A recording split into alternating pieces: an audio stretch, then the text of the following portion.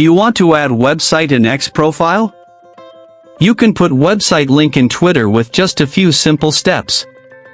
Before we begin, please like this video and subscribe to our channel. I've also included some helpful tools and apps in the description, so be sure to check them out. To add a website in your X profile. First, open the X app on your mobile device.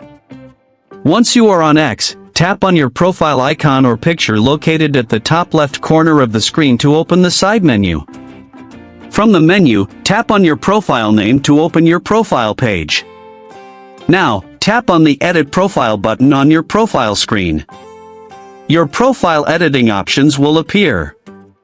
Scroll down and find the website field in the Edit Profile section. Tap on the website field to continue. Next, type or paste the website link you want to add to your profile. Make sure the link is correct before saving. After entering your website, review your profile information. Finally, tap on Save at the top right corner of the screen. Once done, your website link will appear on your X profile under your bio.